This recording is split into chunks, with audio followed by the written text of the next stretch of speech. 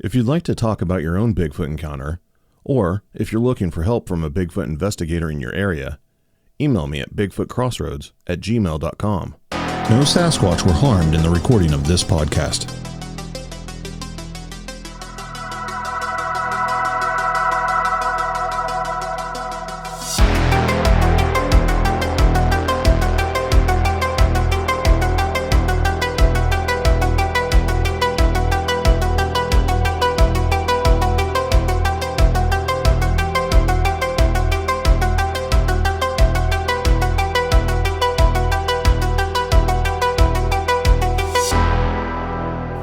Some people come into your life, and once you get to know them a little bit, they just kind of fit like a glove. You can go weeks, months, sometimes years without talking to them, and whenever you talk to them again, you just start right back where you left off. And my guest on this episode is one of those people in my life. He is someone that I used to talk to on pretty much a daily basis. Over the years, you know, life happens, circumstances change, but I've kept in touch with him. He's had an unusual life, to say the least.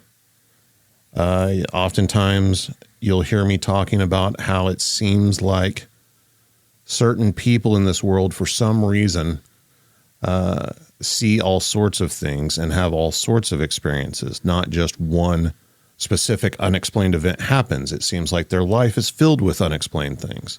And this is one of those individuals. For his own identity protection, I'm not going to go into a bunch of details about his personal life, but whatever he feels comfortable sharing, he will.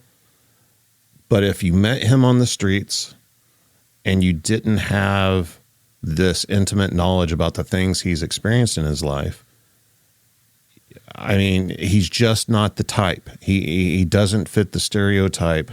He's not some weirdo. He's not some freak. He's just a regular guy, pretty much. Other than this entire other side to him. I'd like to welcome to the show my good friend Christopher. How you doing, man?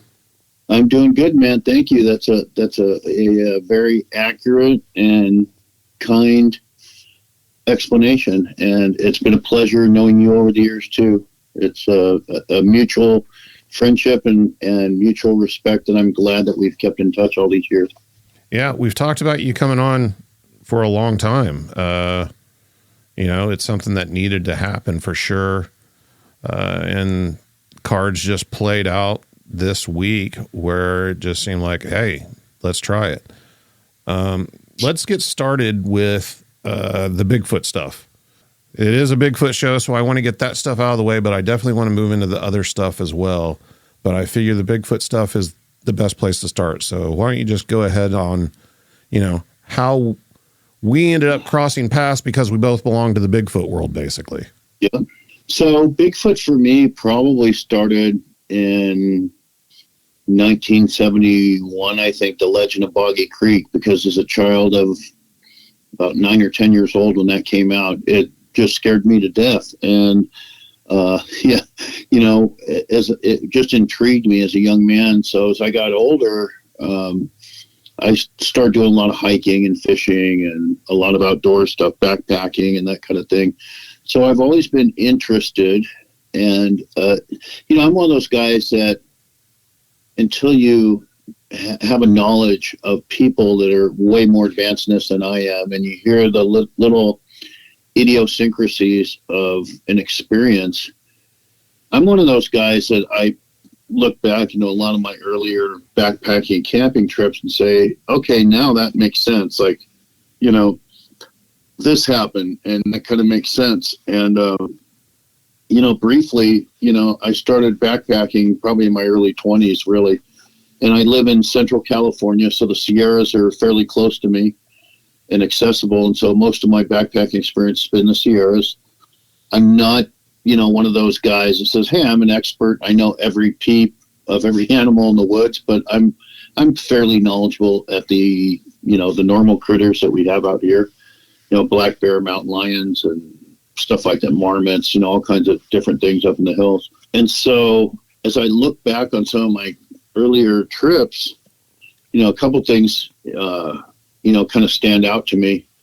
But the most unusual one for me probably was, and this, I can't say that it was a Bigfoot experience, because I'm one of those folks that I think you really have to lay eyes on one to say, well, that was a Bigfoot, and I did not. However, it was a series of strange events that have all the earmarks of a Bigfoot experience, and I'll try to explain it to you the best I can. So we're in the Sierras, and we're pretty far back in. We were on a 10-day trip into an area called the Ducey Basin, which is, you go over a fairly high pass. I want to say it's around 10.5 to 11,000 feet, and then drop into this big bowl. We'd backpacked all through this basin and done a lot of trout fishing, and it was a really good trip. We did find, it was funny because on that trip we found a skeleton of what I think, it didn't look like a bear to me, but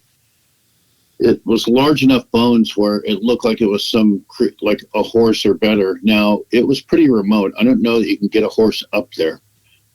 You may. I'm not that versed on horse packing, but I didn't see any evidence of horses there. I didn't see any footprints, or, usually you'll see their scat, everywhere if there's horses, or, I didn't see any of that. And I grabbed one of these bones, and somewhere in my junk, I probably still have it somewhere. But anyway, we're coming back from that, and there were 6 of us, and 2 of the guys were real, fast hikers. They were almost running on the way back. And I was in the middle by myself, and I had 3 guys behind me that were kind of newbies that were super slow. So I was by myself, and I'm in the middle of this 10-mile last day hike out. It was all downhill, so 10 miles sounds like a lot, but downhill it wasn't too bad. And so I was on a flat area of the trail. The trail was wide. It was a sunshiny day.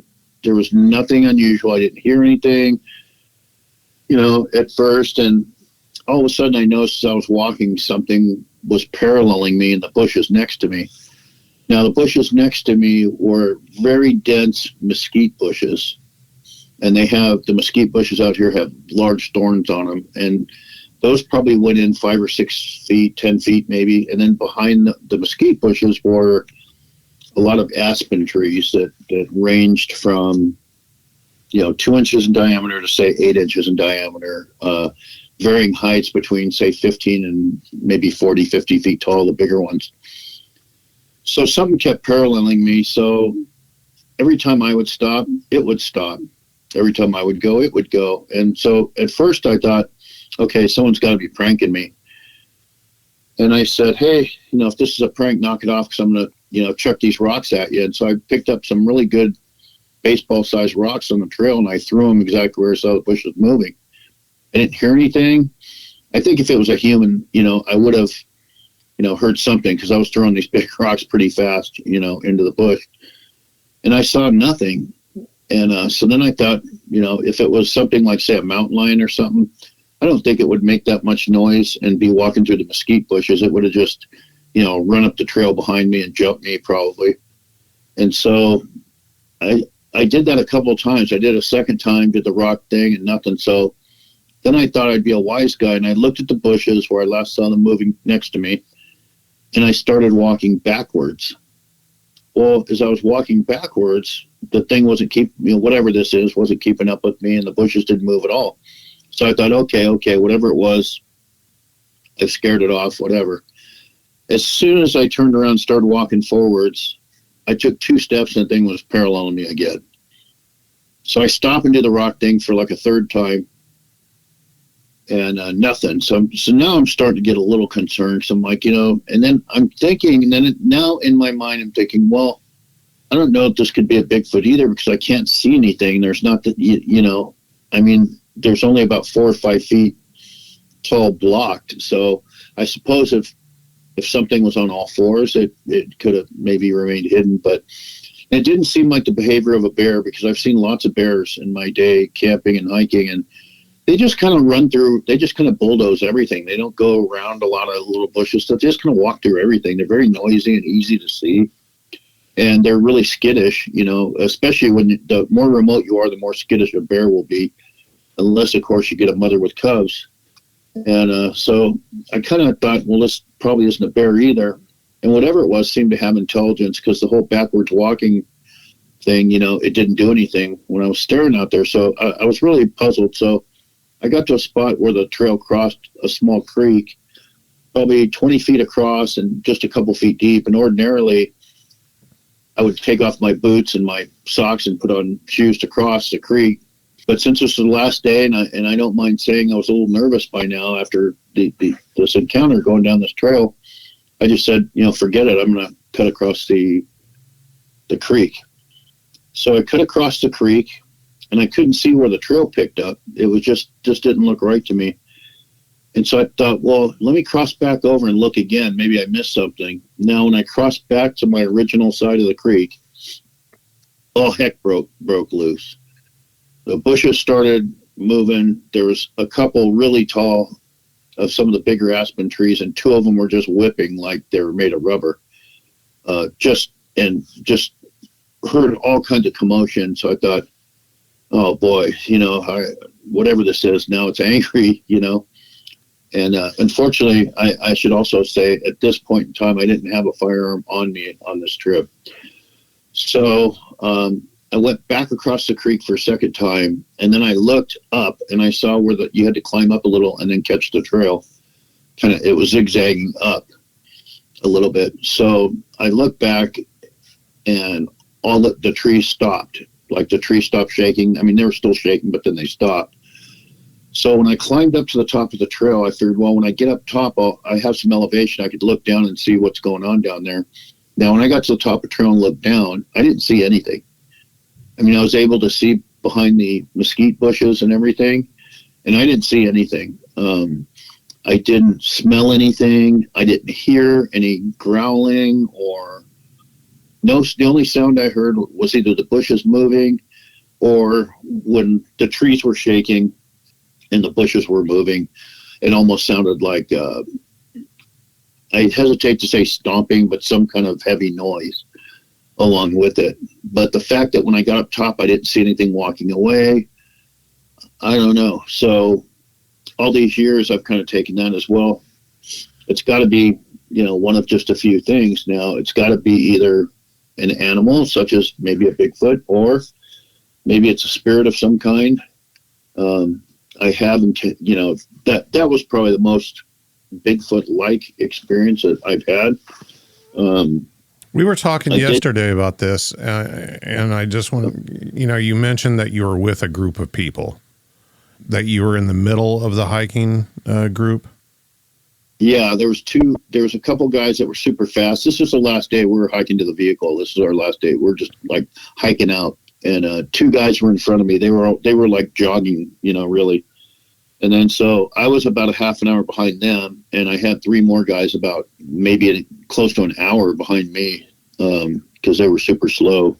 So yeah, I just happened to be in the middle of the pack, so to speak, by myself. And, you know, I thought about, could it be someone pranked me? I don't think so, because like I said, I'm in the 3 times I did it, I must have thrown over a dozen like baseball sized rocks as hard as I could right where I saw the movement. So I don't think any human would be dumb enough to do that. And then the second thing is, I didn't say anything to anybody, thinking, you know how it goes if your buddy pranks you, it may be an hour and the next day, haha, gotcha.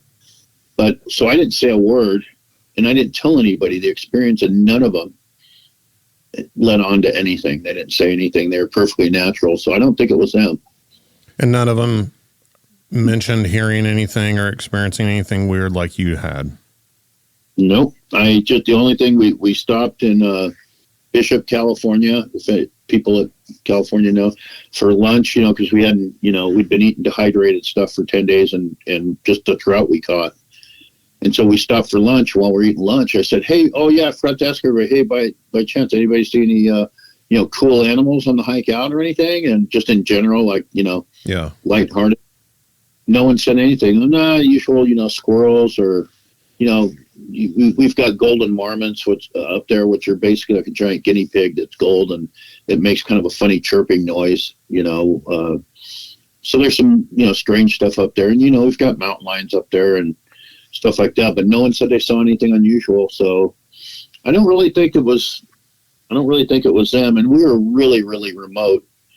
We didn't see another human for 10 days. So we were pretty remote, and we were late in the season. I want to say the aspen trees were turning colors. It's really pretty. So I want to say it was the first week of October was the time of year, if that is helpful or makes any difference.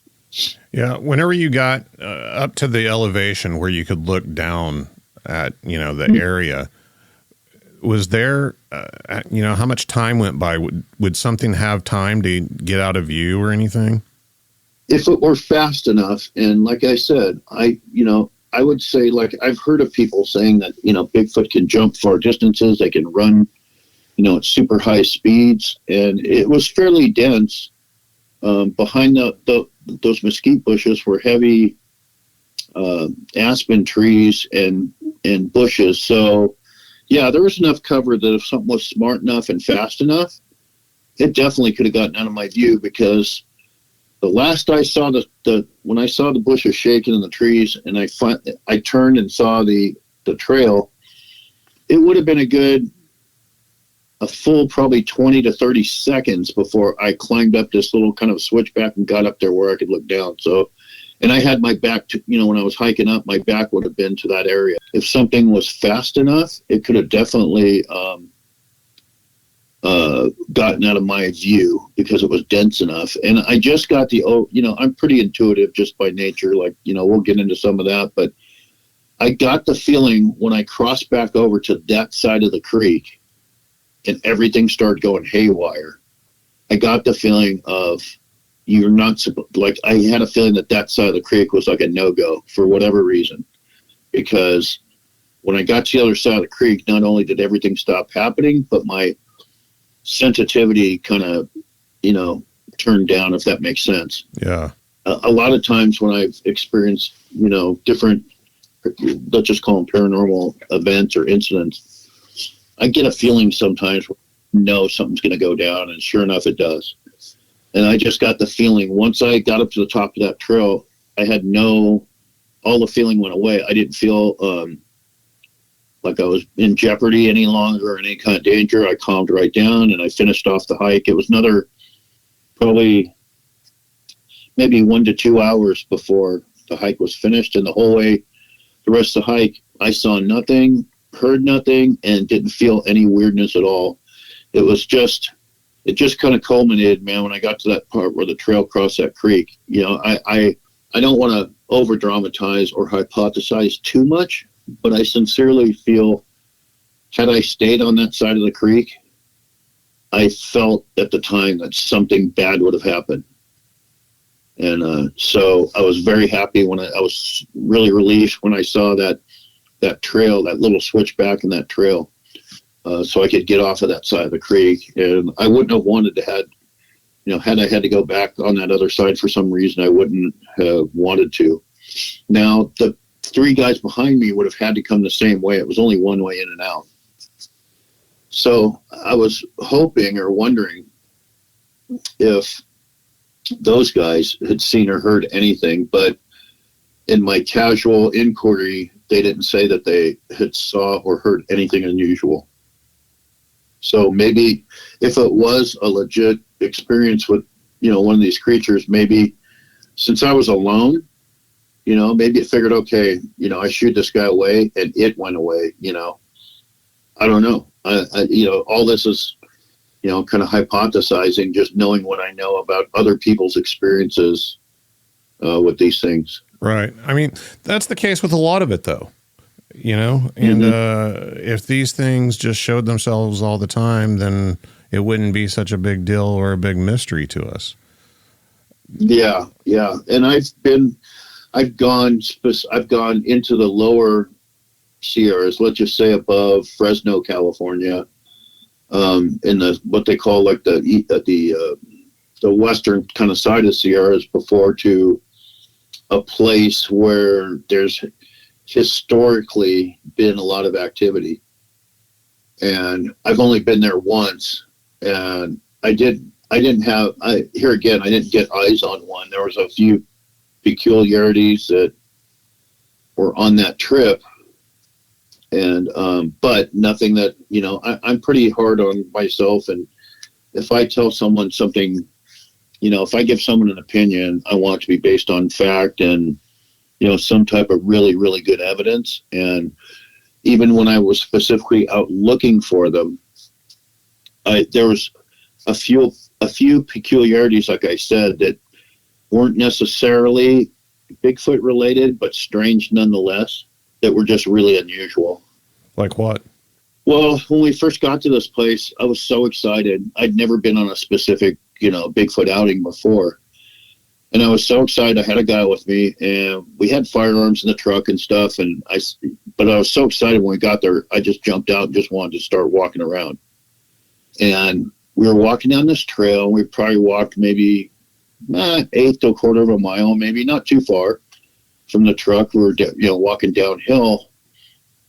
And then I got to a place where the trail took a hard right. And then all of a sudden, everything in my being just said, stop.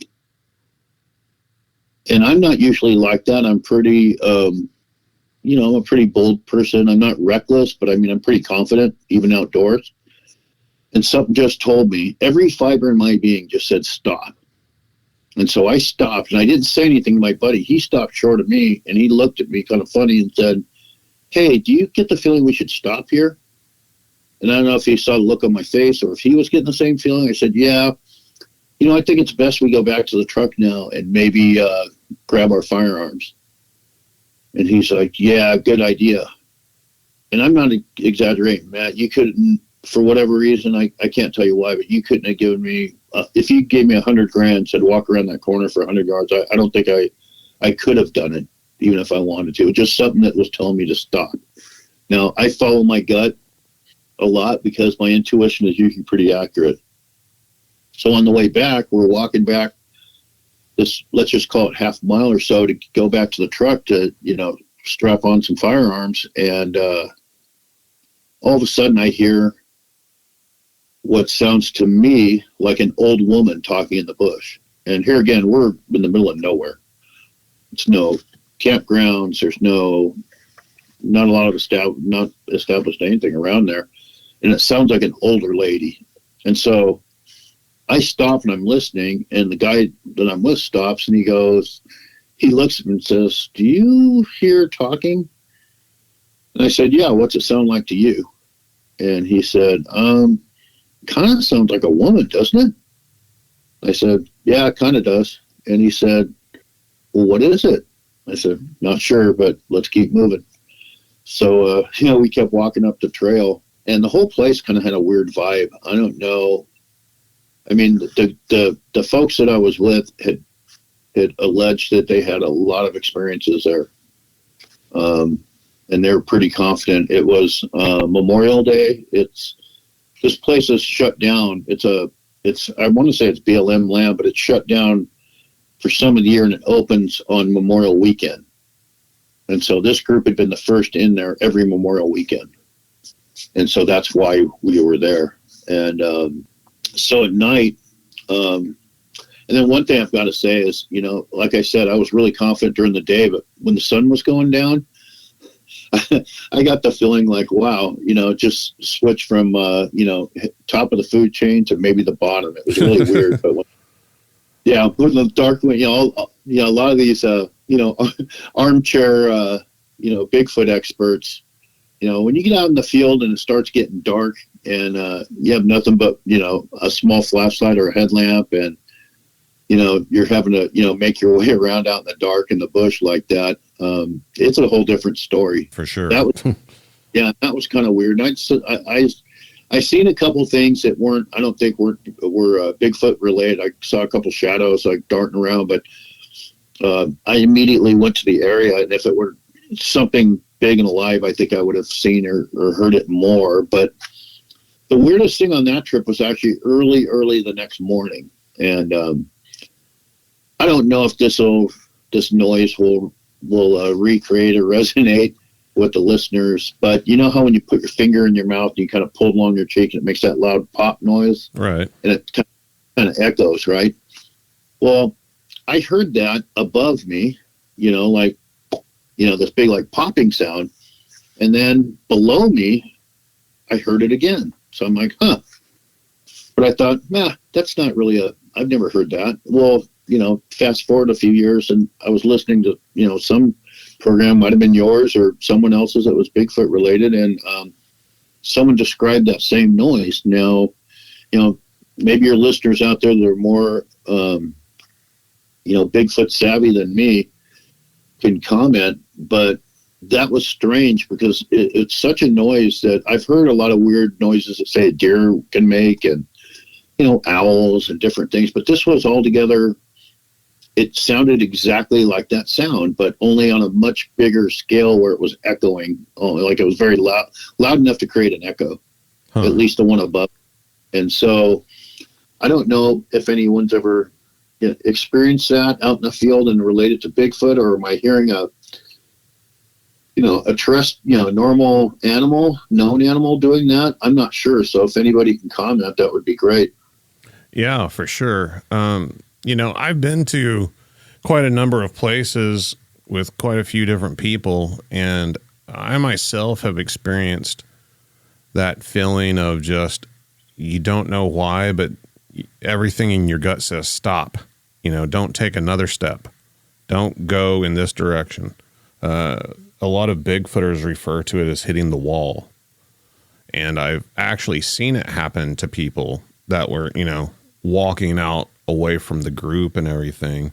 The one time that comes to mind for myself was a time where myself and a buddy of mine were in my main research area that I used to go to.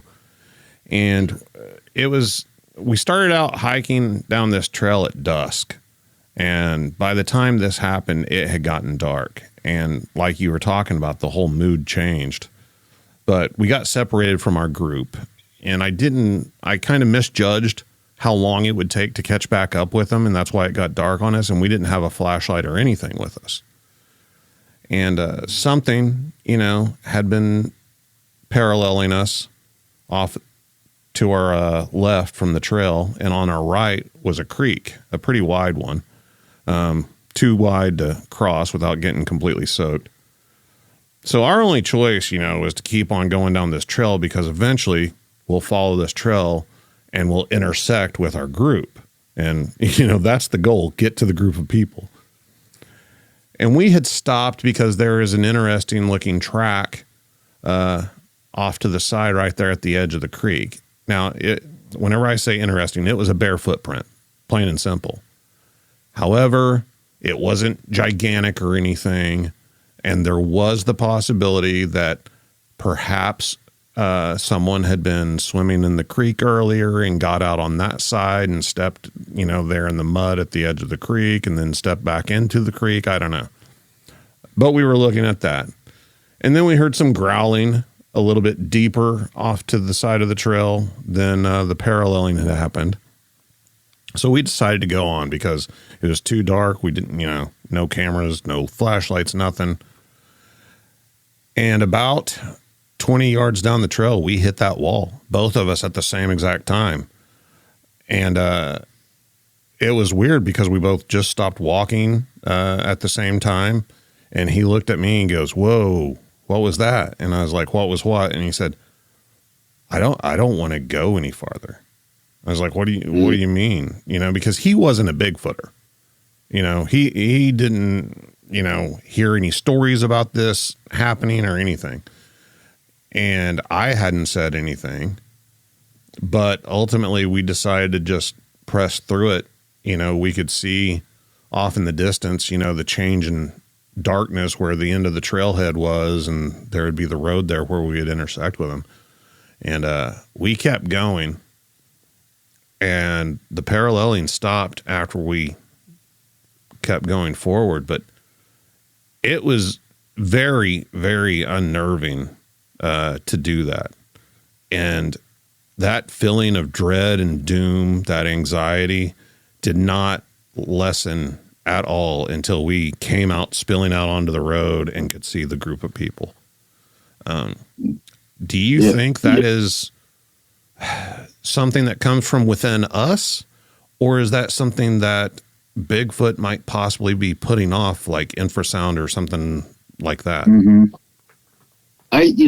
I've heard of it, infrasound. I know that I think tigers and other animals are known to do it. So I'm not denying that. And I think it very well could be a defense mechanism for something that wants to be reclusive and stay hidden. That would be a great defense mechanism. What I do know is it's the one and only time that that's happened to me. And we'll get into maybe some of my other experiences, but I've seen some pretty, what normal people would say are scary things, and I've walked toward them. And I'm not afraid. I don't, just by nature, I'm calm in an emergency. I've been in some life or death emergencies before, and I always keep calm. And when someone asks me, what's the most scared that you've ever been in your life, that incident is in, one of my top 2 or 3, because I've never had anything like that happen where it stopped me dead in my tracks. Like, it was tangible. And the fact that my buddy didn't just walk past me and keep going, but he stopped too and looked at me with this, and I don't know what look, of course, was on my face, but I know look on his face was kind of like you said, your buddy.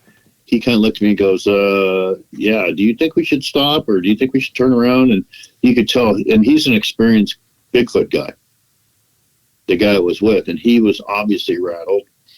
So I think it could be something that Bigfoot puts out. I believe that's a definite possibility. And I also think I think we're all wired to survive. It's like the flight or fight, kind of thing that we just have hardwired into our system.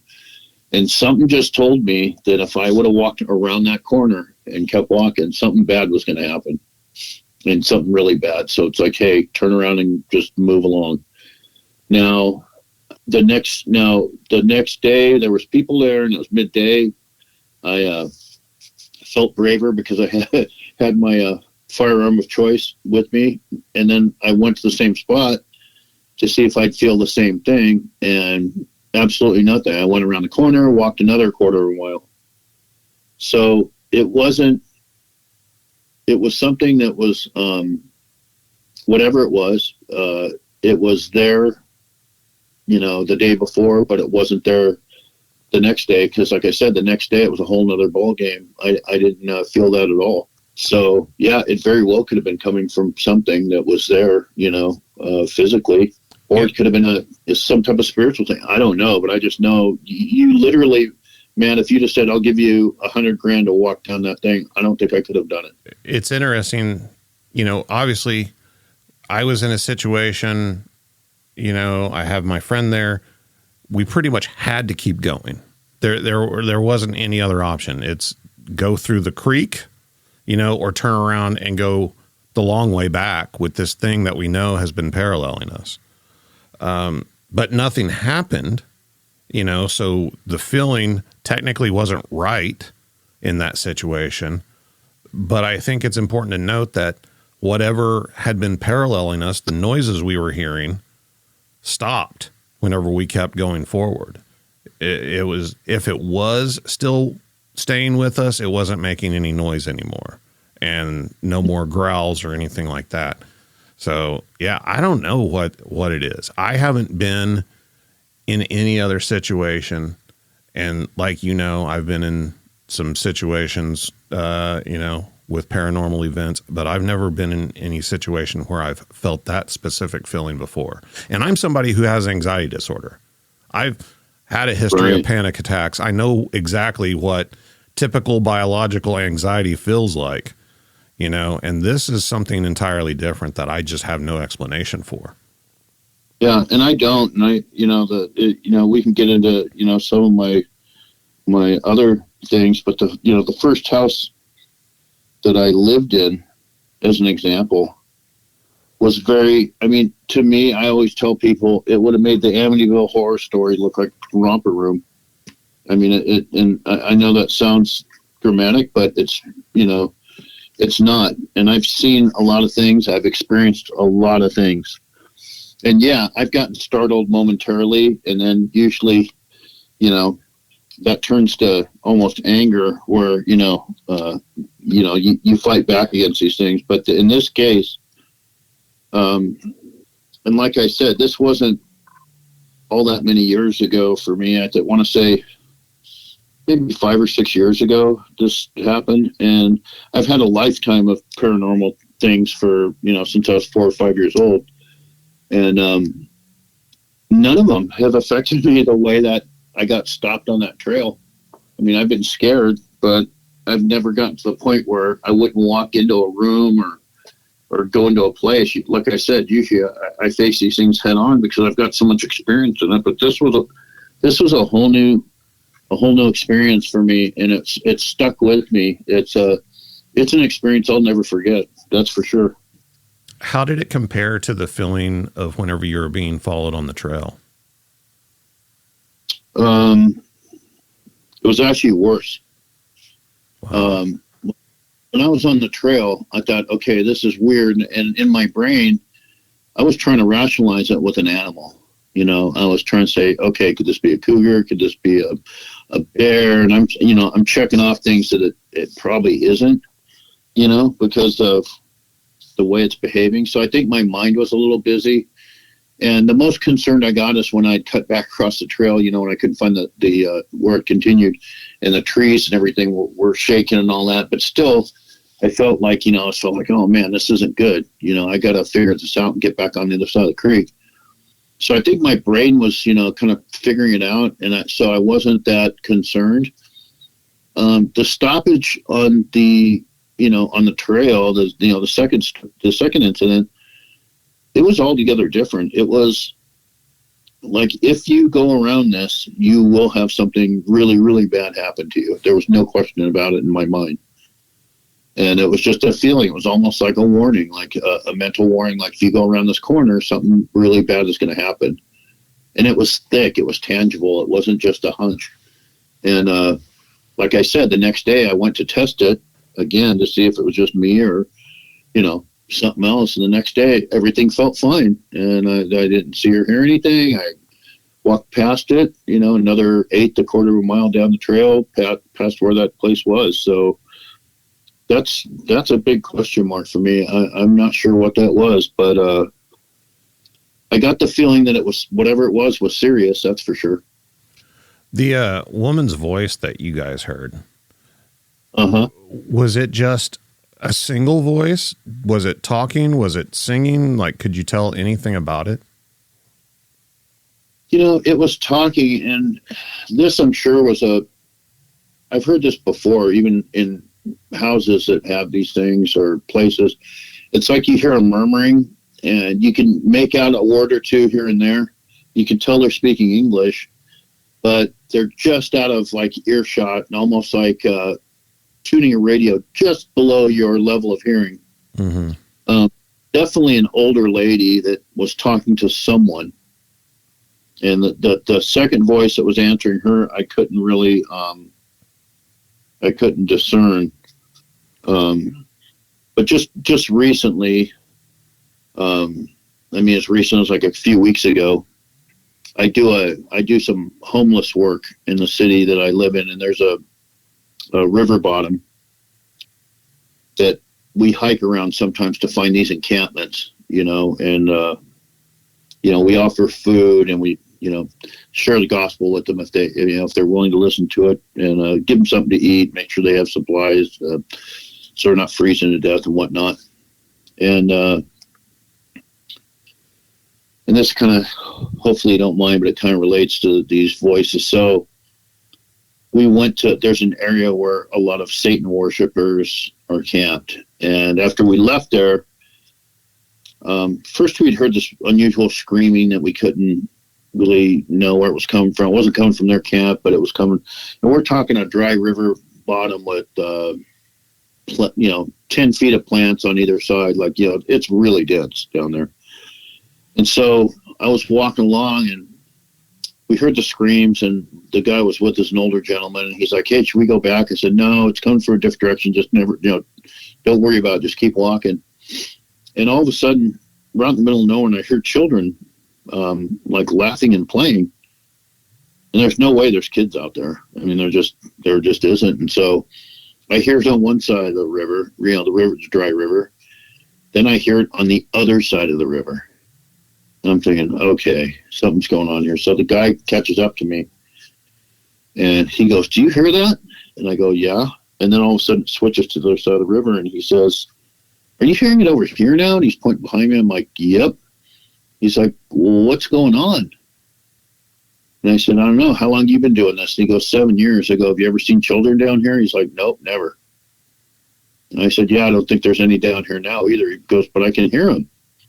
And I'm like, "Yeah, so can I." And I just said, "Well, let's just keep walking. They're not here." I mean, we're looking in the bush right where we're hearing the sound. So, some of this stuff, I think, sometimes I think different paranormal subjects kind of intertwine or can intertwine with each other, or, like your name, right? Bigfoot Crossroads. I think sometimes there's a crossroad where you might be, maybe you're out at night looking for UFOs and you see a cryptid, or maybe you're out there looking for a cryptid and you see a spirit.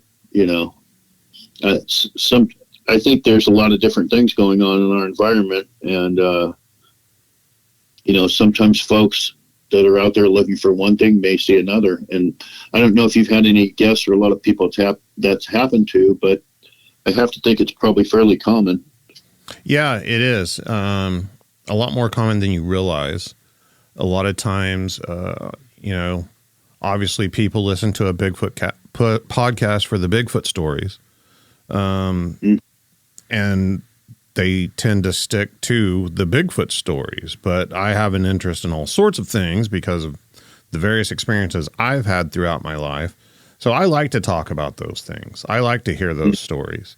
And I've had almost, I would say, close to every single guest I've had on the show, either on air or off, has told me about something else they've experienced or seen or whatever.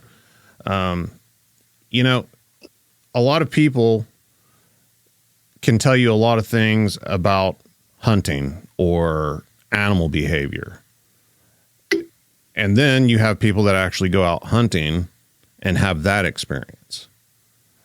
And whenever it comes to paranormal stuff, I consider you more of the hunter type. Not that you go out hunting these things, but that you have real life experience as opposed to years and years of research on the internet or in books about what paranormal events are supposed to be. Have you noticed any similarities or common themes between paranormal stuff that you've experienced and things that you've heard people describe during Bigfoot events? Well, sure. I mean, like most of us, I've heard of people. I know a lot of, I consider you a Bigfooter. I know you've gone out and done research. You have research areas that you can go to. And I know a lot of them. I know some prominent ones. If I said their name, you'd go, "Oh yeah, you and I have discussed them before." And a lot of these guys have sent me evidence that they want me to review for them.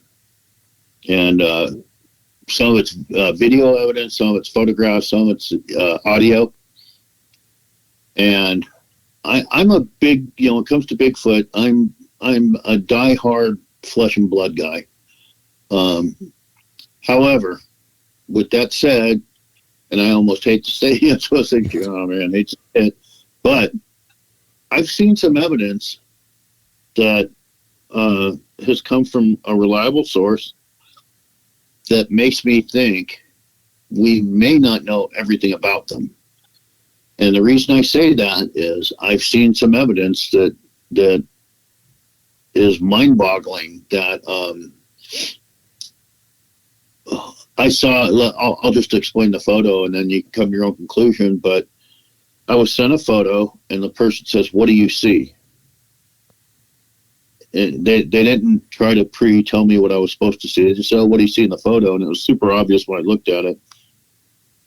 It basically looked like 3 or maybe 4 of what a typical Bigfoot would look like walking away into, like, out of the sun and into the shadows. And the ones that were still in the sun, one of them looked like it was just, for lack of a better word, it looked like it was dissolving. So like semi-transparent. Yeah, like it looked like part of it had already, like almost like the photo caught it transitioning, like disappearing. For lack of a better term, as weird as that sounds, but I've just got to call it like I see it. You know, I'm a big believer that the evidence you look at should lead you to a conclusion. You can't have a preconceived conclusion, then kind of, you know, judge the evidence accordingly, so you're right all the time. You know, yeah. Like some people do. And so, as much as I hate to admit it, because I'm still a flesh and blood guy, and you hear all the time, you know, people saying, "Oh, there's UFOs." You hear, I know for sure. Also, like orbs, I don't know what they are. I mean, I can hypothesize and say they're spirits or spiritual, but you know, every time I've gone out looking for Bigfoot, either myself or someone will like point up in the trees and, hey, what are those lights? Now, I don't know what those things are. I don't know what the association is. I'm just kind of relaying the experiences that I've had. I've also had the same person say that on the same property where they had this Bigfoot activity, they also had poltergeist activity in the house. And he was asking me, you know, hey, you know, what about this? What about that? And, you know, not just hearing like smacks on the side of, you know, on the house, right? Which a lot of people think their house is haunted. It's really, you know, turns out that it's a Bigfoot activity, but just weird stuff in the house that was happening. And there was a mysterious, I can't go too into detail, but there's a mysterious object that had something to do with one of the owner's death that suddenly popped up out of the blue. So they're having this really extreme, bizarre poltergeist activity in addition to some fairly good evidence, in my opinion, of photos of Bigfoot activity as well. I think it's also fair to add that, you know, I don't want to name this particular researcher, but I mean, you can't get any more flesh and blood than this guy. Yep. I mean, he's not, or at least wasn't a paranormal believer at all. I mean, he was a staunch advocate of these things just being large primates, undiscovered primates. Yeah, but he sent me some strange photos, and you know, obviously I'm going to give him the truth and tell him. And I would say that if you would speak to said researcher today, I bet you his viewpoint on the subject has probably changed a little bit after that, just that experience on that particular property as such. Do you remember what his response was whenever you told him your opinion about the photo? Yeah, when I told him what I thought, he's like, yeah, that's what I think too. And that's why I'm just, you know, like flabbergasted of what I'm seeing. And he didn't take the photo either. The lady did. Mm-hmm. You know, the lady that lived there. Yeah. She was and so, you know, and then the thing that I like about this evidence, Matt, is that these photos have never gone public to my knowledge. No one's ever made a nickel on it. No one's become famous on it. This is just a guy trying to do a lady a favor that called him, you know, for his expertise on the subject.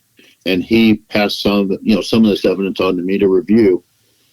And so, you know, it's not like the person's blowing up the internet for likes and trying to be famous. This is stuff that, you know, I'm going to guess 5 people have probably seen. You know, knowing the source that sent it to me, he's very private, very low key nowadays, and I would say probably very few people have seen this evidence. And I think there's got to be.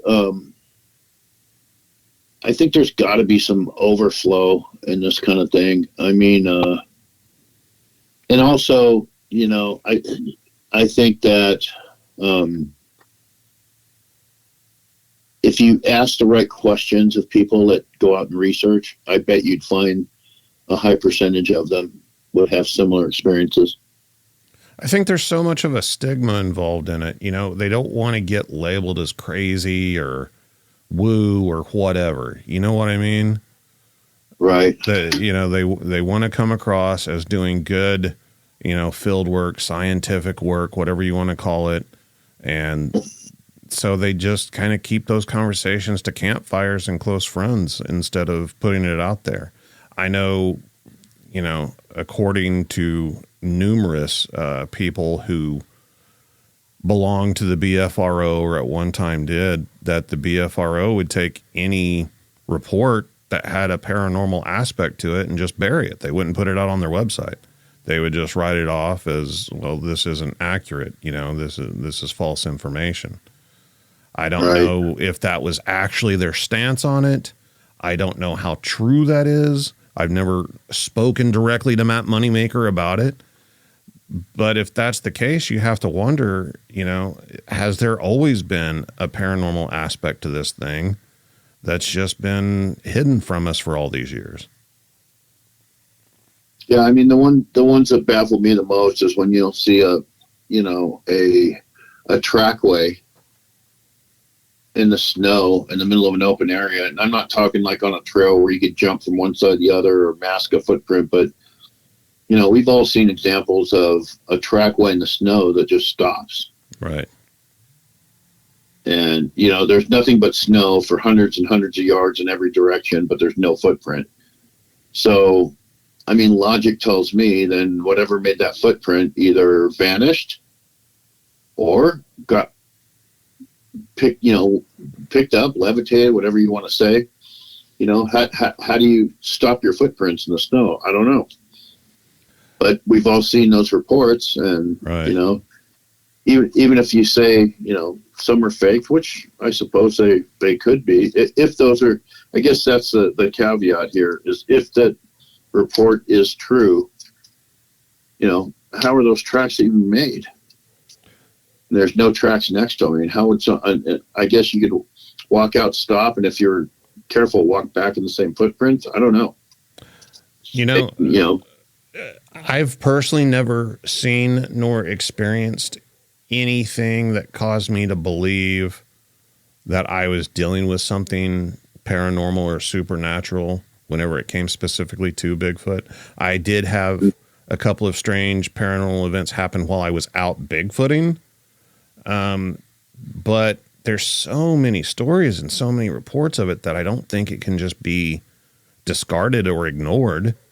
I don't think we should be closing the door on it.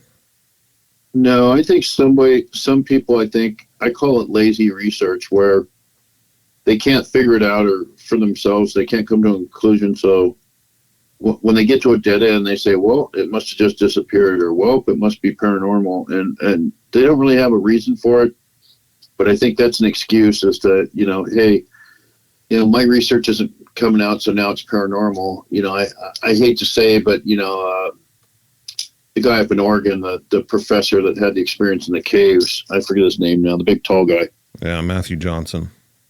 That guy. I mean, he started out as kind of what I thought was a legit dude. And then he started trying to, you know, do research. And you heard nothing from him. And then 5 years after he got zero research, now all of a sudden he's seeing leprechauns and portals. He may be. I'm not discounting what he's saying, but it just seems a little funny to me that I've seen this happen with a lot of Bigfoot researchers that they'll, you know, you won't hear from them for a few years and they come up with a wild theory or something to gain attention and to get back in the limelight. And I think it just gives research a black eye and a bad name, honestly. Well, you know, I like to hear the stories from people, just witnesses that aren't necessarily Bigfooters or not involved in Bigfoot. But whenever it does come to someone who's going to put the label of researcher on theirself and they're going out and they're actively looking for these things and looking for evidence and then presenting that stuff to the world, to the public, to try and build a case that these things do in fact exist. If you're going to make claims or put out theories involving not just a paranormal aspect, but even a flesh and blood aspect, at least be able to have the documented supportive evidence leading you to that conclusion. Not just make the jump of, well, I only found 2 tracks and then it looked like they vanished. These things are jumping through portals. Well, that's not a case. That's not anything. That's just you coming up with your own answer because you don't have the rest of the information. And I see that happening a lot in not just the Bigfoot world, but any aspect of paranormal research. Right. So let's talk a little bit about the paranormal stuff in your life. I don't even know where to start, man. Do you want to talk about your old house? I mean, you brought it up, so maybe we could talk about some of those things. I mean, folks, this gets pretty wild. Everything gets pretty wild from here on. I'm just going to put that disclaimer out. Yeah, it unfortunately for me, yeah, it does. But so I was blessed enough to get to be able to afford my own house at the age of 24 in California. And I know, it was back in the day. I know it sounds crazy because now I can barely afford the home I'm in at, my age now. But so I bought this house and it had a small house on it, a huge backyard. And I had a dog at the time. Oh man, I want the big backyard. But the little house, the plumbing, the electrical, everything was bad. I had an inspector come in. And so my dad at the time was a big housing developer. That was like his side thing is, real estate. So he said, why don't we knock it down and we'll put up 2 townhouses and you can live in one and we can rent the other. So I owned my own house and then he and I were partners in the front one. So I took the back one. So that would have been the original house's backyard. And so so we bulldozed the house down and they had to dig for the foundation. So I know at least there was nothing buried within 10 feet, in that backyard. So my friend's dad's the one who did the compacting and everything for me. So I moved in. It was a beautiful 2-story home. And like I said, brand new, no one's ever lived in. Obviously I built it. So the very first night I'm in there and it's just me and a golden retriever in this giant, 2,500 square foot home, 2-story. And I hear footsteps and, I'm thinking, what the heck? And, I thought, okay, it's your first time away from home. You're in a 2-story house. You've never been, I'd never slept in a 2-story house before, my childhood home was single story. So I thought I wrote it off as my imagination. I didn't think much of it. So night number 2, I had a really big, large bedroom. It was, I think, around 650 square feet, just the bedroom. And the dog's in the middle of the bedroom, middle of the night, like 2 or 3 in the morning. And he's a golden retriever. He's not a mean dog at all, if you know anything about dogs, but his hair's all up. He's showing his teeth. And he's jumping in the air and just snarling at something. So I sit up in bed and I'm thinking, well, the dog's gone crazy. I wasn't thinking paranormal anything until the dog got kicked by something. He's an 80-pound golden retriever. He got kicked backwards about 6-8 feet, did a roll, got up, started fighting again. And then all of a sudden, like someone hit a light switch, he stopped and came over to the side of the bed and was just looking around. And I thought, what in the heck is going on here? Now, I had a lot of experiences, up to this point, from starting with maybe me being 4 or 5 years old. So I'm no stranger to paranormal, nothing like this, So the next night, same thing. I wake up in the middle of the night, the dog's growling, and he's over, I had a wall, I had a closet, along the whole wall that had, the mirrored sliding doors on them. And they were all shut. They weren't open, but I could hear something in that closet, and so could the dog. And the dog was doing like the army crawl thing, like dogs do, and the hair was all standing on end. And so, I got up the nerve to go up and open the closet, and look in. There's nothing in there, so I'm thinking, gosh, this is weird. So third night, so as you can see here, the pattern, I'm not getting much sleep already. So the third night, one of the bedrooms I was playing ice hockey at the time, and I lifted weights and I did martial arts. So I had a weight bench set up, and I had one of those heavy punching bags from the beam, in the bedroom. And so one of the bedrooms was set up as a gym. So night number three, I'm sleeping, and I wake up and I could hear my weight plates clanking around. And I'm thinking, what in the heck, what's going on? Because you're thinking to yourself, what could be doing this? Even what it probably is. So I went into the room, I turned the light on. I didn't see anything, but the heavy bag is moving like, 3 feet on center. So I'm thinking, okay, so this goes on. These things are going on and on for, I'm saying, the first 2 years I'm there, and it's just progressively getting worse. And I couldn't tell anybody because I didn't want anybody to think that I was making it up or looking for attention or anything. So, and it was so bad, I was afraid to sleep at one point. So I thought, I was working for a major corporation as a machinist, and I thought I was going to get fired because I said, they're going to see me, falling asleep on the job, and they're going to think I'm, just lazy, but I haven't slept in 4 days, So one day my cousin was over, and all of a sudden the noises started upstairs. He goes, "Who's here?" It was that obvious where he goes, "Who's here?" And I said, "No one."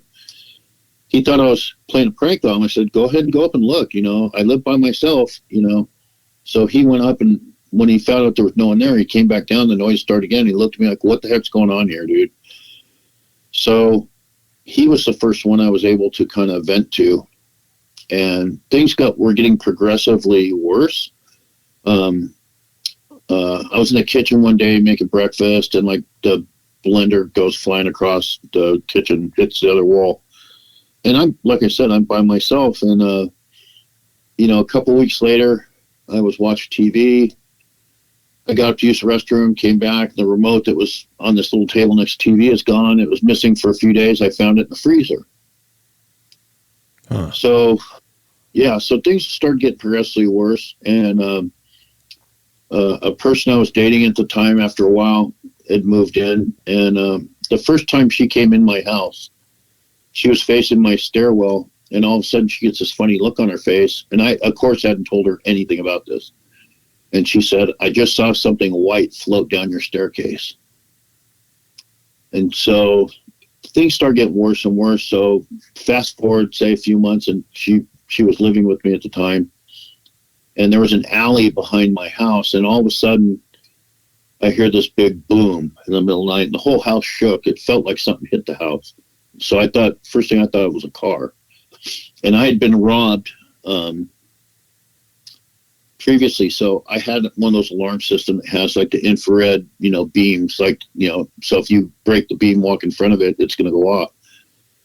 So I hear all this noise downstairs, and I can hear cabinets opening. I could hear glass breaking. I could hear like silverware hitting tile, cupboards. And I'm looking at the keypad, and it's not going off. I'm like, how can they be doing that? I thought I was being robbed again. I wasn't thinking paranormal. I'm like, how are the beams not going off? Did they cut the alarm? Are they that smart that they cut it on the outside somehow? So I told the lady that was, my wife, I told her and the dog, I said, I locked him in the upstairs, in the master bathroom, and said, "Don't open it unless it's me." So I didn't have any children in the house at the time, so I had a loaded firearm in my nightstand. So I had a 357, so I picked it up, and I decoded the alarm because it wasn't going off anyway. And when I opened the door of the bedroom, I could hear it. Downstairs, I could hear all this stuff happening. I thought, man, it sounds like there's 3 or 4 guys down there just ransacking the place. The light switch was at the bottom of the stairs, so I started coming down the stairs. When I got to the landing, everything went silent. So I'm thinking, oh man, somehow they heard me, even though I didn't think I made any noise. I couldn't understand how they'd heard me, so I was kind of scared. But I figured, look, I've got to get the courage on 3 to run down the stairs, hit the light, and then have the gun ready because there's going to be someone there. You're going to be in a gunfight or a fight maybe for your life. That was my mindset. So I ran down the last few stairs. I hit the light on the way down. I jumped down with the gun out, looking like anything that moved was going to get shot. And there was nothing there. And all the stuff was on the ground. Every cabinet was open. Every drawer was open. There was silverware, broken glass, just all kinds of stuff on the ground.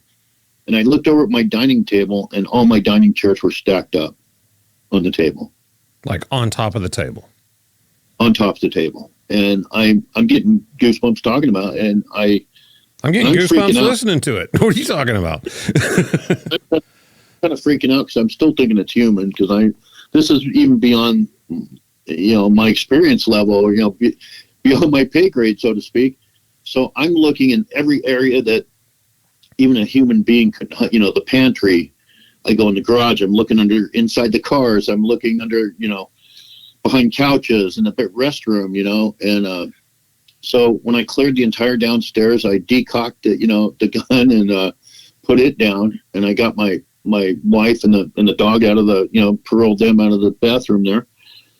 And I left the dog upstairs because there was so much broken glass. I didn't want the dog to get his, paws cut up or anything. So me and the wife were downstairs, and I'm looking around. She's like, "What the heck is this?" And I said, "Well, you've seen this kind of, she'd experienced a lot of it herself." And so I said, "Well, just go back upstairs. I'll clean some of this up, and I'll fix it the rest of it in the morning." So I swept up all the broken glass and put a little of it back together. I pulled the chairs down and I put those back. Got everything kind of settled. I went back upstairs, put the alarm back on. And I'm not exaggerating this point. I went to lay down, man, in bed, and as soon as my head hit the pillow, at that exact moment my head hit the pillow, it started again. Wow. And my wife looked at me and says, "What are you going to do?" And I go, "I guess I'll let him have it. What can I do?" So of course, the next day when I went back down, and I listened to it for about another half an hour, and finally it stopped. And the next day I went back down, and the mess that I cleaned up was back. The chairs weren't back on top of the dining room table, but they were scattered around the dining room, living room area. They were moved all over the place. Some of the silverware, interesting enough, some of the silverware was bent. Some of the knives and forks were bent, like something physically bent them, or, that I thought was kind of unusual. And so the reason I left that house is because now, fast forward, I now have a son who's named Matthew, by the way, Matt. And he's about 10 months old. And the day before, I was working in a major corporation, and I was doing pretty well. I'd gotten a promotion, and I was kind of on my way up the ladder, and everything was going well. And then my wife called me and said, "Hey, all the vertical blinds on the for the back window flew up all at once and hit me, when I walked by, and, the door's not open or anything. They flew up like 3 or 4 feet." So she was kind of freaked out. And I said, "Okay, if anything else happens, just call me." And so the room that used to be my weight room ended up becoming our son's nursery because it was the closest room to the bedroom. So she calls me again and says, "Hey, I heard this noise, and Matt's door was half closed, and the doorknob was just shaking on its own." And so I got scared and went and got him and brought him downstairs. I'm like, "Okay, if anything else happens, call me and I'll come home." So about 2:00, I get a phone call, and she's hysterical. And she says, "I heard a big bang outside the garage. And when I opened up and looked, my car door is opened up, and it was opened up so violently it's buried into the drywall. Her car door." So now, man, I'm thinking someone's going to get hurt here, Yeah. And so I'll never get this. I literally ran by my boss's office. I yelled something. I can't remember what I yelled, like emergency. Gotta go, something like that. I ran downstairs, got my car, and I drove, without no exaggeration, at least 80 to 100 miles an hour on the freeway to get home. So I get home, I open the garage door, and I look, and she had a Ford Mustang at the time, and the door was buried in the drywall. It took me, I'm a pretty strong dude, it took me 3 or 4 good pulls to get that door out of the drywall, and there was damage to the door. I went in the house, and I'm worried someone's going to get hurt, right? This is a Friday, and I said, if one hair gets harmed on Matt's head, we're out of here. That's all I said. The next day, Saturday, I'm up early and downstairs. From upstairs, about 7 in the morning, I hear a blood-curdling scream. It's my wife, and I run upstairs. So what's going on? She's like, oh my God, look at his head. I look at my son's head, and he's got a knot on the back. He's 10 months old at the time. He doesn't have much hair. He's got peach fuzz. He wasn't born with a lot of hair, and he's got this lump, like 3/4 around his head, like above his ear, kind of behind his ear in the back. He's got this lump about the size of a golf ball. And it feels really weird to me. Like when you feel it, it didn't feel like liquid. It felt like almost like jelly, or it felt really weird. So, of course, we rushed him to the ER. And they took head x-rays, and the doctor comes out and he goes, well, I don't really know how to explain this because he doesn't have any holes, in his brain, and his, they called them sutures, like, where your skull comes together as a child, and you have that soft spot in the front that it takes about a year to kind of close up. They said everything looked normal.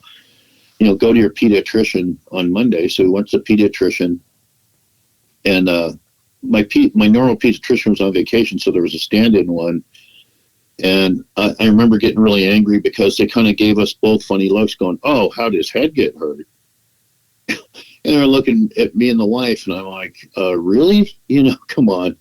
They were looking at me funny, which just added to the, the chaos of the event.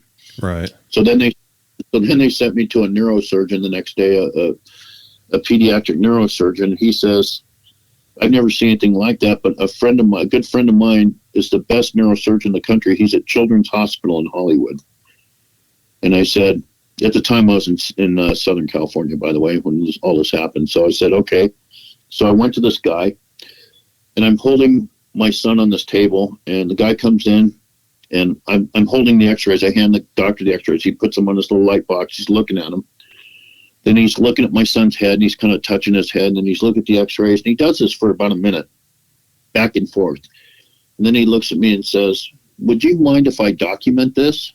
And I said, sure. So he got out a Polaroid instant camera, and he's taking pictures, and he's got a tape recorder, talking into it. And he says, I've never seen anything like this. So I said, so what do we do? He goes, well, I don't know, because I don't know what it is. And so I said, okay, doc, off the record, if this is your son, what are you going to do? He goes, off the record? I said, yep. He says, well, off the record, if that's my son, I do an exploratory brain surgery to find out what's going on if it doesn't go away in a few days. Oh, geez. And I said, yeah, exactly. And I said, well, if we decide to do that, are you the guy to do it? He says, sure, I'll do it. Because that's what I would do, because I don't know what to make of this. There's no explanation for it, he said. So I'll never forget this, Matt. We're driving home, and my wife was just crying, and I was just feeling like, the most useless guy in the world because I couldn't do anything about it, And then when I got home, it was like an epiphany, like a light bulb went off over my head, and I remembered something. I says, oh my goodness. I told my wife, I said, do you remember what I said yesterday when I came home from work?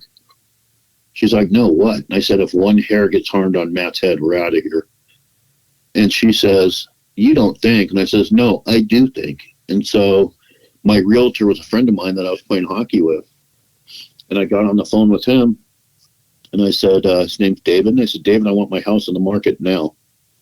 He's like, oh, no, Chris, you can't do that. That's a bad time to sell. And I said, I don't care. It's going on the market. He argued with me again, and I yelled at him. I said, it's getting sold. Are you going to be the guy to sell it or not? It's going on the market tomorrow, with or without you.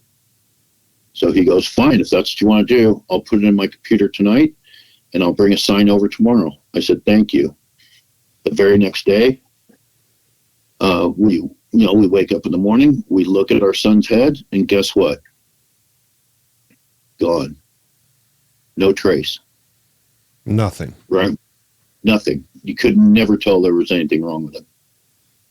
So that was enough for me.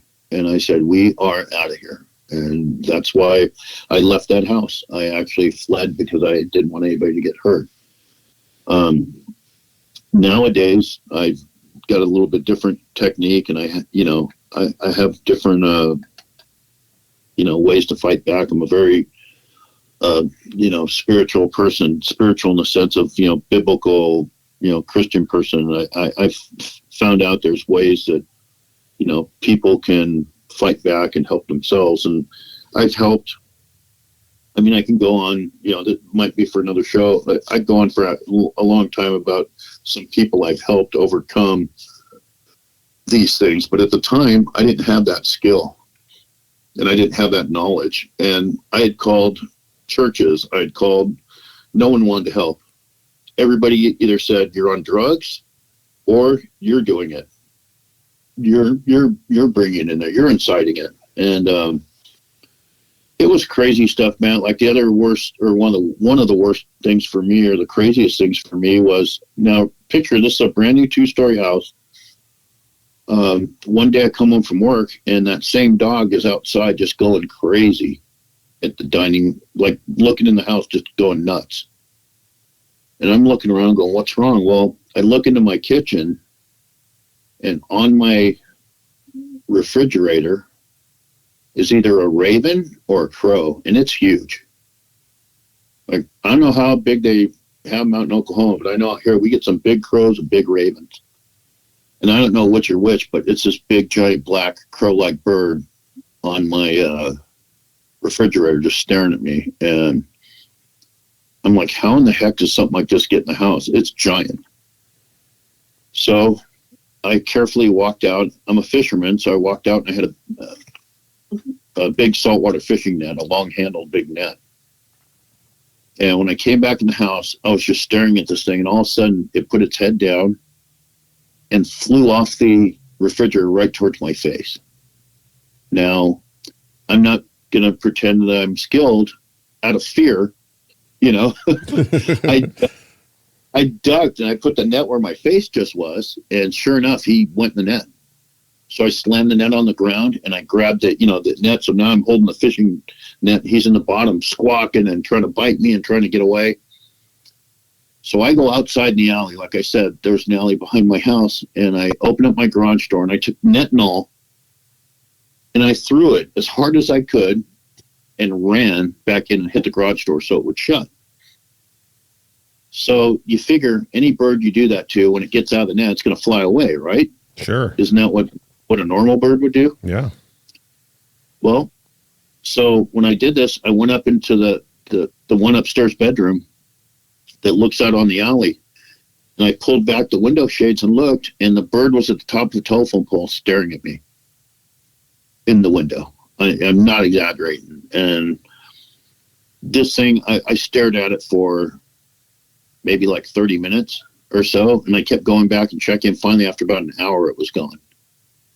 So I made it my life's mission, man, to find out how that bird got in. Also, remember, I told you I had an alarm with beams in it that even my dog would set it off. I mean, it was super sensitive. So an animal like that would have had at least a 2-foot plus wingspan. It would have set it off. So I'm looking, okay, and I'm trying to do this logically, right? I'm like, okay, do I have an empty open window? Well, it can't, because the alarm wouldn't set. Could it come down the chimney? No, I've got glass doors on the fireplace. And I even went as far to do due diligence. I even went up on the roof, or, got a ladder to look on the roof and make sure the spark arrestor, around the chimney was intact. There's no way that animal got in on its own. It just didn't. And it was just bizarre stuff like this happening over and over. Or I'd find objects in that house that I didn't bring in. I cleaned my garage one time, and I went out to look at my handiwork, a few minutes later, and I see what looks like a body bag on the, my washer and dryer was outside. On the washing machine, I see this bag. It looks like a body bag. And I'm looking at it going, how can this be? I'm the only one that lives here. I just cleaned the garage. I've never even seen that thing. So I got the courage to walk over to it and pick it up. And it was, you're probably old enough, Matt, that back in the 50s or the 60s, they had that imitation alligator, kind of shiny stuff that they used to make stuff out of. It's like, they'd make bags or stuff out. It's not really alligator. It's cheap. It was made out of that stuff. And it had a foil stamp on the front, and it said Botany 500, which I know from watching game shows. They always said, so-and-so's suit comes from Botany 500. It was a suit man, like a clothing company. So I said, I've got to unzip it,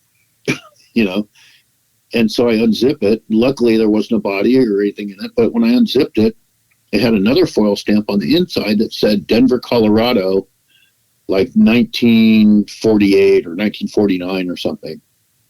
I couldn't tell you how that got into my house. I've never been to Denver, Colorado. No one I know is from there. I'd never seen the bag before, and I just cleaned the garage. I know it wasn't there. So it was just the weirdest things. I found a razor blade one time in my downstairs bathroom sink. I'd be woke up in the middle of the night by, voices that, no one there. My wife would say I'd be fighting things in my sleep, kicking and punching at things in my sleep. It was just, I had this stuff. Oh, this is another good one you'll love. I had this stuff that was oozing out of my walls. Like I'd come home from work and I'd have red streaks on my wall. And I'm not going to say it looked like blood. It almost looked like red colored syrup or sap, so to speak. So I thought, being a wise guy I am, it was coming out one time, and I said, well, it must be coming out from the studs, and somehow it's going through the drywall. But so what I did was I actually got a knife where the stuff was coming out. And I said, I know if I, drill a hole with this knife through the drywall, I'm going to hit a stud. But where this is going. I drilled a hole through it. There's nothing behind it. And so I ended up, cleaning the stuff off and patching the hole. But this happened several times where, water would turn, water faucets turn on and off by themselves. I had people in my house one time, and, we were watching a fight. And it was back when boxing was still good. It was like, Marvin Hagler and Sugar Ray Leonard, one of these type of fights. And it was a commercial break going into like whatever the final round, 12th round or whatever it was supposed to be. And, I mistakenly said, wouldn't that suck if my TV messed up right now, right before the next round? And I had a house full of people. And no sooner than I said it, Matt, that the TV went static. Now, I was on cable, so we all had to run upstairs into my bedroom. And, of course, the upstairs cable was working fine. So about 20 guys had to run upstairs and watch the final round of a fight on a little small bedroom TV because the one downstairs went static. And it was just stuff like this constantly. Light bulbs blowing out, electrical malfunctions, and this is on and on and on just in this one house. And, we were talking, before we started doing the show, you were saying, if something weird electrical happens, and, as I'm using like a brand new mixer, and, brand new. This is the first time I've ever used it. And while we've been doing the show, I've just been sitting here watching the line level. It just did it on mic 2, just pop up a little bit. It just goes up a little bit and then it drops back down. I don't have a second microphone hooked up to line 2. I don't have anything hooked up to line 2. And I tried muting the channel and it just kept doing it. Yeah, it honestly doesn't surprise me. I don't know why. It was one of the guys that we used to talk to that had a podcast, and I can't remember his name. And even if I did, I probably wouldn't mention it but anyway, he did his where we were on basically a Zoom call, or, a video call. And these anomalies started. And this was in the house that I left to move up here. So this would have been, might have been 15 years ago, I'm going to guess. And not only were there electrical anomalies, but I couldn't hear it, but in the playback you could hear it. You could hear what sounded like a witch cackling, like laughing. And there was something that was happening behind me. And I got up to go see what it was. I said, I have to get up and see what this is. Because I was by myself in the house, you know, and I got up and I went, my house was basically a big circle. Well, I went one way, so to speak, to go to see what was happening. And in the opening, when I came back, the host was freaking out and saying, hey, something just flashed by there, and it wasn't you. Because it was right as you got up, I could still see you, and something else had flashed by in this doorway. And I didn't see it, but on the playback, you sure could see it. And I've been on a couple of other similar programs where the line will go dead, or the person interviewing me will say, what's that? What's that in the background? Or what are you hearing? I don't necessarily hear it, but I used to have people tell me a lot that they would hear what sounded like a female voice, like a witch, in the background of a phone call. Well, so I know it's the events that you're talking about now are a different house than the one you were talking about prior. Yeah. See, now, that was my second house. And the house I'm in is my third house. Mm-hmm.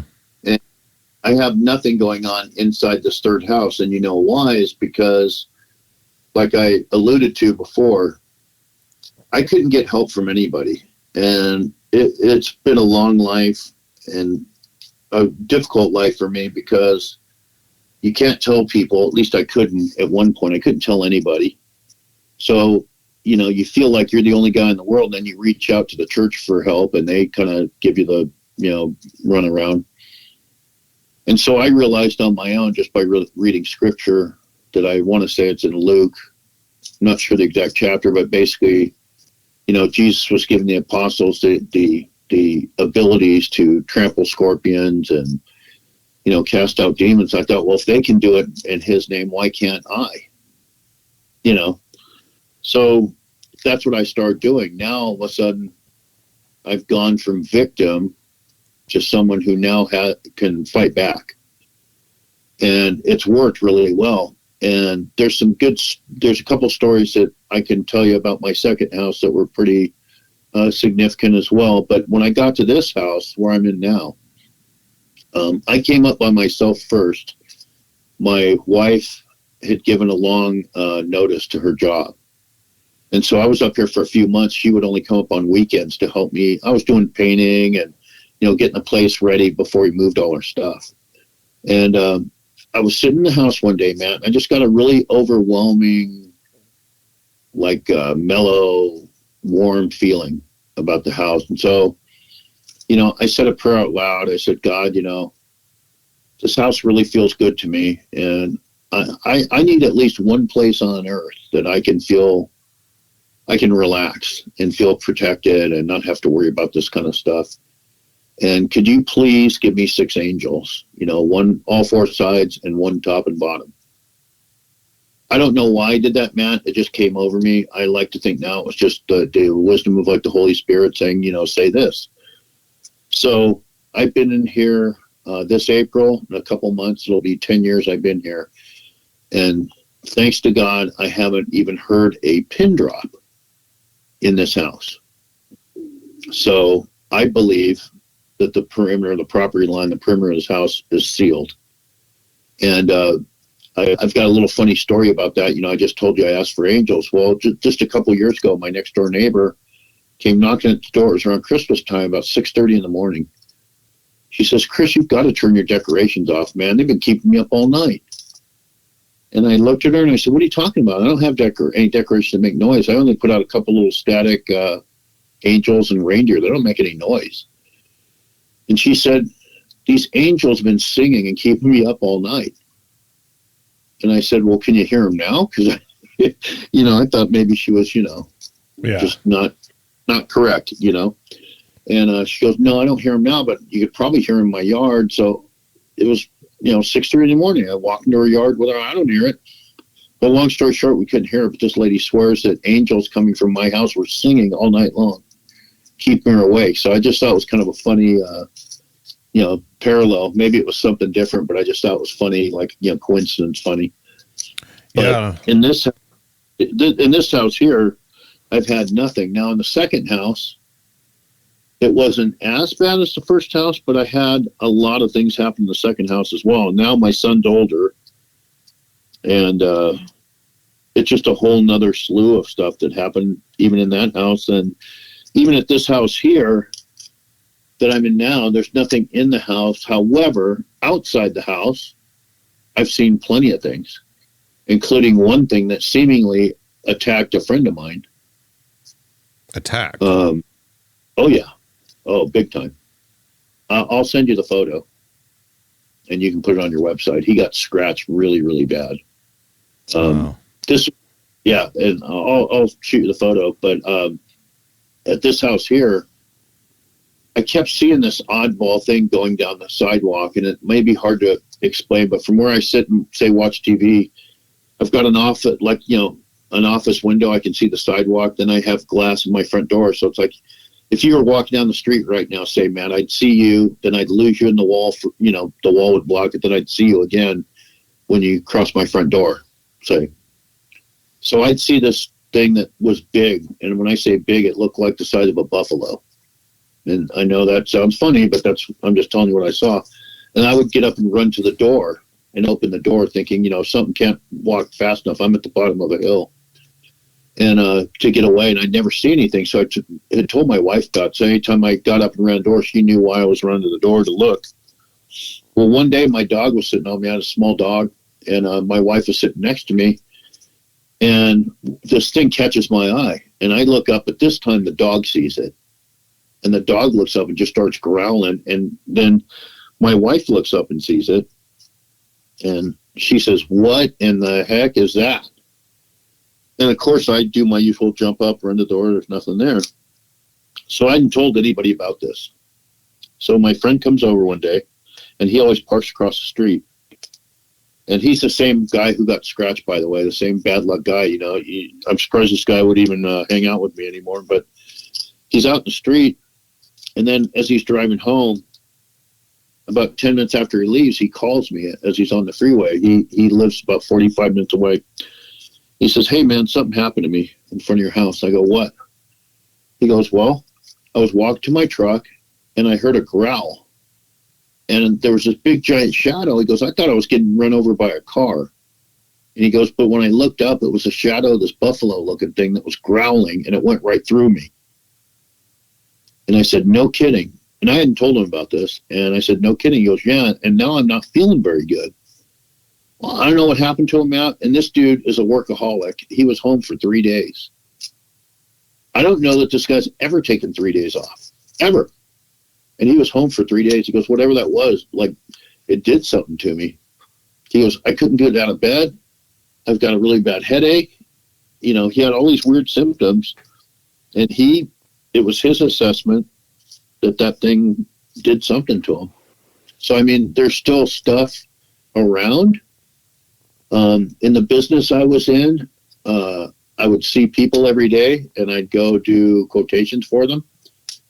And a lot of times I'd be doing quotations. I'd see stuff. And I mean, in other words, what I'm trying to say is I still see a lot of things, but just not inside my home any longer, which is, a godsend, because, I have at least one place now that I can, feel safe.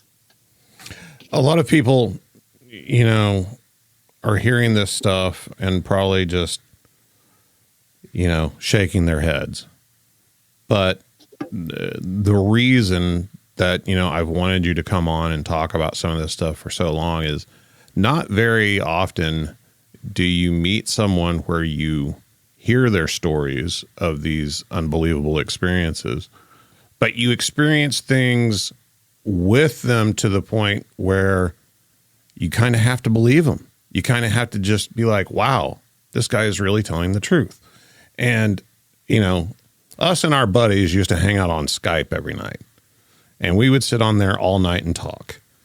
And one of us used to fall asleep quite often. All of us did, technically, but you used to pass out on the mic all the time. I mean, you weren't used to those hours. And there were times where we would be able to hear you breathing heavily. We won't say snoring. and we could still hear stuff going on around you. We could hear voices. It would sound like your whole desk collapsed and you fell on the floor, you know, and you would wake back up and we'd be like, dude, are you all right? Did you fall down? Did you fall out of your chair or something? And you're like, no, what are you talking about? And there's also been a time where you've described in specific detail things inside my house that there's no way you could possibly know about.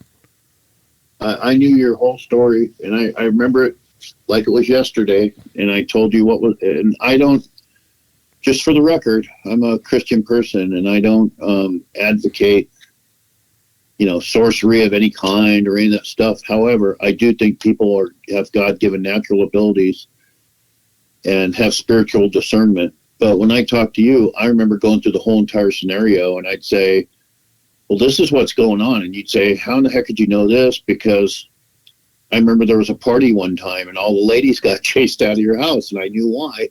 And there's no way I could have known this, obviously. I've never been to your home. It was before, that happened before we ever even knew one another. Yeah. That happened before I ever owned a computer to get on the internet that would eventually lead me to meeting you. I mean, and yeah.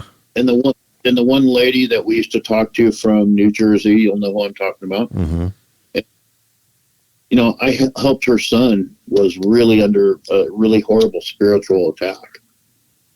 And I was able to help him. And this was years after we stopped talking online. She called me up and said, hey, you're the only one that I know might be able to help. And, you know, my 17-year-old son that I couldn't pay to go to church is sitting at the table, rocking back and forth, white as a ghost, clutching a Bible. That's how scared he is. Oh, geez. Yeah, it was a horrible experience. And it got really, really horrible for a while. And, you know, thankfully, I was able to help a little bit. But the only reason I like talking about this stuff, Matt, is I like getting the message across to people. I have to think there's a lot of people that are living today like I used to live. In other words, they feel that they're a victim and no one understands and no one can help them. And you can help yourself. And I'm not, you know, I was praying with a lady the other day and she said, wow, you're different. And I said, why is that? And she said, I usually don't like religious people. And I laughed and said, neither do I. And she said, you just pray like you're just talking to someone there. I said, that's the way to do it. And I'm simple in a lot of my ways, but I've taught people that, and you know, I'll just leave it at this. I don't want to get, you know, preachy on people, but I will give you a tool.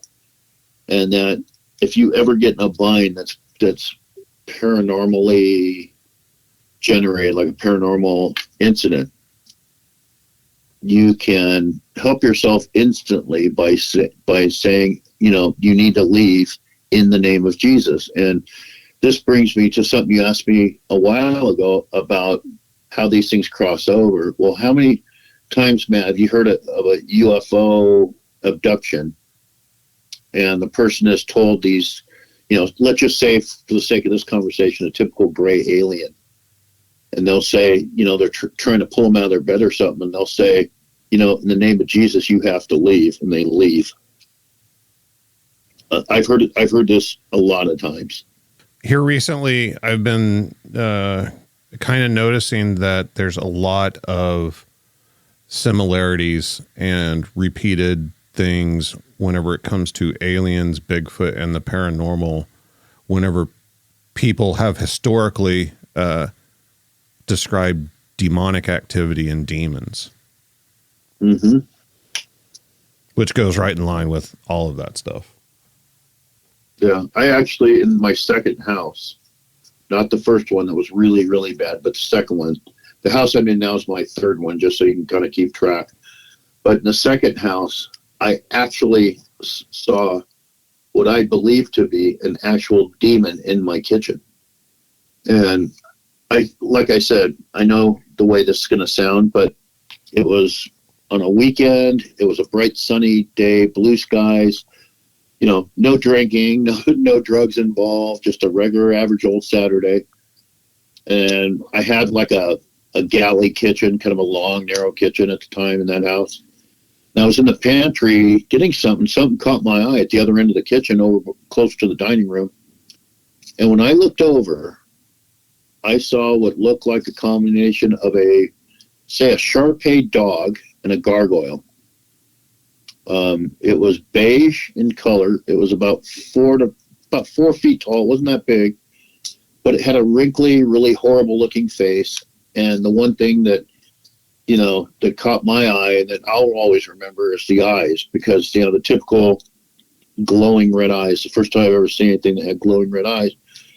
And I'm looking at this thing for a few seconds, and my first reaction was I was petrified. I was scared, I'd never seen anything like this in all my, experiences. And then after probably a good full, 2 full seconds, 2 to 3 full seconds, then my fear turned to anger. And I'm like, no way, man, not in my house. And I charged it and started kind of rebuking it in the name of Jesus. Well, it darted into the dining room, and then by the time I got there, it was gone. But it left behind a smell, man. It was like rotten eggs and sulfur. And so I yelled for my wife, come here, quick.